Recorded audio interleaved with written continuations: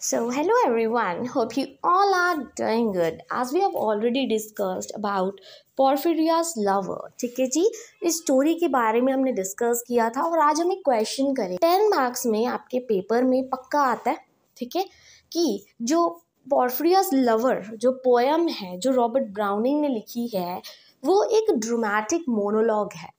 हमको ये चीज़ पता है, बट उस चीज़ को आपने एनालाइज करना है, अपने वर्ड्स में उस आंसर को लिखना है। तो आप कैसे लिखोगे कि ये एक ड्रामेटिक मोनोलॉग है, राइट। 10 मार्क्स का ये क्वेश्चन पक्का पेपर में आता है, इम्पॉर्टेंट क्वेश्चन है इस पोएम में से। So let's start. Porphyria's lover, वैसे तो हम समरी कर चुके हैं, इसके थीम्स भी हमने किए थे, ऑब्सेशन, कंट्रोल, पावर, ये सब चीज़ें कि कैसे जो पोर्फिरिया का लवर था उस पर कंट्रोल करना चाहता था, ठीक है। उसको लगता था कि उसके पास सारी पावर्स हैं, वो कहता था कि पोर्फिरिया किसी और की नहीं होनी चाहिए, इसलिए वो पोर्फिरिया को क्या कर देता है, मार देता है, ठीक है जी। तो उसी से रिलेटेड सारी स्टोरी थी, उसका जो ओवर ऑब्सेशन था, मतलब ओवर पोजेसिवनेस थी, कैसे वो क्रुएलिटी में चेंज हो गई, ठीक है जी, कैसे वो इतना पोजेसिव हो गया पोर्फिरिया को लेकर कि उसने एंड में पोर्फिरिया को मार दिया, ठीक है। तो ये क्या है, एक ड्रामेटिक मोनोलॉग है। अब ड्रामेटिक मोनोलॉग क्या होता है ये भी आप एक्सप्लेन कर सकते हो अपने वर्ड्स में। That dramatic monologue is that in which the speaker herself or himself expresses his inner feelings, ठीक है। जहाँ पर जो एक स्पीकर है जो ये पोएम लिख रहा है, ठीक है, जो एक स्पीकर है ना अपने वर्ड्स में बता रहा है कि कैसे उसको अपना जस्टिफिकेशन दे रहा है इन द एंड। जैसे हमने देखा कि जो स्पीकर है वो अपनी जस्टिफिकेशन दे रहा है, जो पोर्फिरिया का लवर है, कि मैंने पोर्फिरिया को इसलिए मारा क्योंकि वो मेरे साथ रहना चाहती थी और मैं भी चाहता था वो हमेशा मेरे साथ रहे, इसलिए मैंने उसको मार दिया ताकि वो किसी और की ना हो। तो उसने खुद अपने वर्ड्स में अपनी ये स्टेटमेंट जस्टिफाई की, अपनी इनर फीलिंग्स बताई कि कैसे उसके मन में स्टॉर्म चल रहा था, ठीक है, कैसे वो इतना टेंशन में था कि अगर सोसाइटी के बॉन्ड्स ने पोर्फिरिया को पकड़ के रखा तो वो कभी भी मेरे साथ शादी नहीं करेगी। इस चीज़ से रिलेटेड सारी पोएम थी, राइट। तो आप जाके प्रीवियस वीडियो में ये चेक कर सकते हैं। So let's start that analyze Porphyria's lover as a dramatic monologue। ये क्वेश्चन आ सकता है डायरेक्ट, ठीक है जी। तो स्टार्ट करते हैं कैसे आपने इसको लिखना है। Porphyria's Lover is a poem by the British poet Robert Browning, first published in 1836, ठीक है जी। जो Porphyria's Lover है वो एक पोएम है जो लिखी थी एक ब्रिटिश पोएट ने जिनका नाम था रॉबर्ट ब्राउनिंग, और ये सबसे पहले कब पब्लिश हुई थी, 1836 में, ठीक है जी। Along with My Last Duchess, it has become one of the Browning's most famous dramatic monologue, ठीक है, due in know small parts it's shocking dark ending. क्योंकि जो ब्राउनिंग थे ना, ब्राउनिंग ने पहले लिखी थी माई लास्ट डचेस, ठीक है, उन्होंने ये स्टोरी लिखी, वो भी ड्रामेटिक मोनोलॉग थी। अब ये जो पोर्फिरियास लवर लिखी ये भी क्या है, एक ड्रामेटिक मोनोलॉग है। मतलब उन्होंने बताया कि कैसे रॉबर्ट ब्राउनिंग ने पहले माई लास्ट डचेस लिखी, वो भी उसकी भी जो एंडिंग है वो बहुत ही डार्क एंडिंग थी, ठीक है। फिर उसके बाद उन्होंने ये लिखी पोर्फिरियास लवर, इसकी भी जो एंडिंग है वो बहुत ज़्यादा डार्क है। और ये दोनों क्या है, ड्रामेटिक मोनोलॉग्स हैं। ड्रामेटिक मोनोलॉग जहाँ पे जो स्पीकर है वो अपनी इनर फीलिंग्स खुद अपने वर्ड्स में एक्सप्रेस करता है, ठीक है जी। In the poem, the speaker described being visited by his passionate lover Porphyria।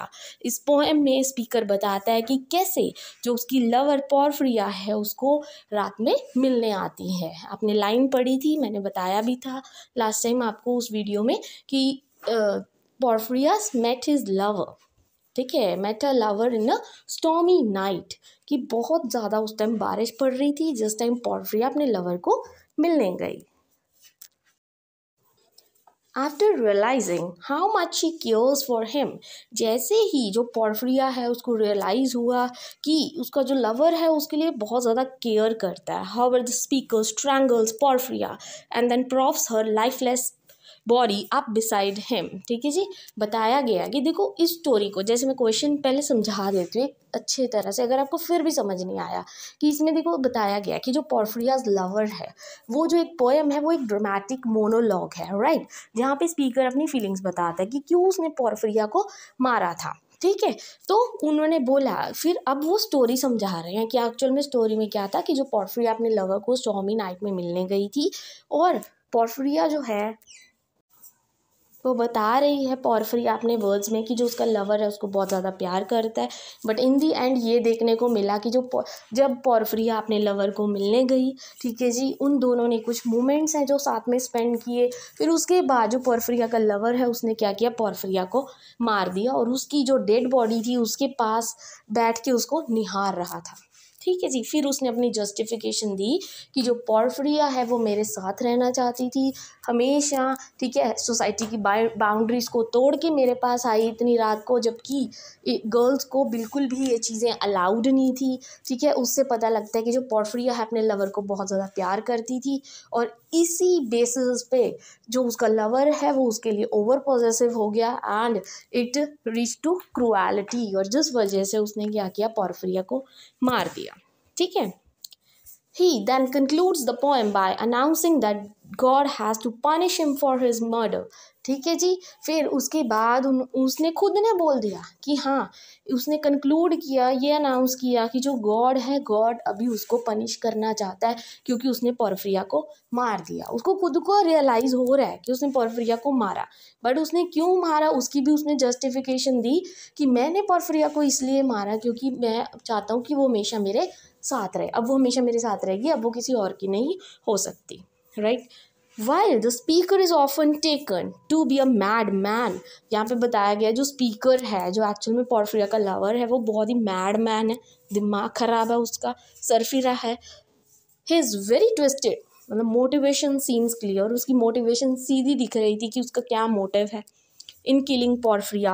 He takes control over her, मतलब जो उसने किया सारा हमने रीड आउट किया कि कैसे समरी में बताया गया कि उसने क्या किया, पोर्फिरिया उसको मिलने आई और ओवर ऑब्सेशन के चक्कर में, ताकि जो पोर्फिरिया है सोसाइटी की बाउंड्रीज से डर के, ठीक है जी, फिर उसको छोड़ ना दे, और इसी फियर के चलते उसने क्या किया, पोर्फिरिया को मार दिया, ठीक है जी। तो इससे हमें क्लियर पता लग रहा है कि वो जो है उसका दिमाग बहुत ही ख़राब हो चुका है, वो जो उसका लवर है, ठीक है, वो कंट्रोल करना चाहता है पोर्फिरिया को, transforming her into an obedient object that will remain pure for ever. और उसको उसने किस चीज़ में ट्रांसफॉर्म कर दिया, एक ओबीडियंट ऑब्जेक्ट में। एक डेड बॉडी रह गई है उसकी, अब वो हमेशा प्योर रहेगी, वो ऐसा बोलना चाह रहा है जो स्पीकर है। अब वो प्योर रहेगी, अब वो सिर्फ मेरी रहेगी, अब वो किसी और की नहीं हो सकती, ठीक है। In Porphyria's lover, the lover is placed in such a moment which is of utmost significant to him, ठीक है जी, कि पोर्फिरियाज लवर में बहुत से मोमेंट्स ऐसे दिखाए गए हैं जहाँ पे जो पोर्फिरिया और उसका लवर है वो बहुत ही ज़्यादा एक दूसरे के साथ खुश हैं, ये चीज़ें दिखाई गई हैं। कुछ इंपॉर्टेंट जो उनके मोमेंट्स थे वो दिखाए गए। It's a moment for which he long through out his life, ठीक है। पोर्फिरिया का लवर इस मोमेंट के लिए बहुत ज़्यादा इंतज़ार कर रहा था कि कब पोर्फिरिया उसको मिलने आएगी देर रात में, इन अ स्टॉर्मी नाइट, ठीक है। फिर पोर्फिरिया उसको मिलने आई, ठीक है जी, with his lady love in his arm, he could desire nothing else, ठीक है। जो उसका लवर था वो बहुत ही ओवर पोजेसिव था, ठीक है, उसको अपनी आर्म्स में लेता है। with an almost explosive passion he exclaims, और एंड में वो क्या बोलता है, that moment she was mine fair perfectly pure and good, ठीक है, कि जिस टाइम मैंने उसको मार दिया उस टाइम वो क्या है, सिर्फ मेरी, अब मेरी ही रहेगी, अब वो किसी और की नहीं हो सकती, और बहुत ही प्योर सोल बन गई है वो हमेशा के लिए, ठीक है। इस चीज़ को लेके उसने अपनी जस्टिफिकेशन दी and this is all about analysis of Porphyria's lover as a dramatic monologue. अगर ये क्वेश्चन आता है आपको 10 मार्क्स में तो आपको पता होना चाहिए कि कैसे आपने इस क्वेश्चन को अटैम्प्ट करना है, ठीक है। बहुत ही इंपॉर्टेंट क्वेश्चन है, इसको अच्छे से करके जाइएगा। अगर आप अपनी तरफ से भी कुछ ऐड करना चाहो वो आप कर सकते हो, जो अगर आपको स्टोरी के बारे में एग्जैक्ट पता है कि ये पोएम है क्या, ठीक है जी। And this is all about today. अगर आपको वीडियो अच्छी लगी हो then please don't forget to like and subscribe my channel.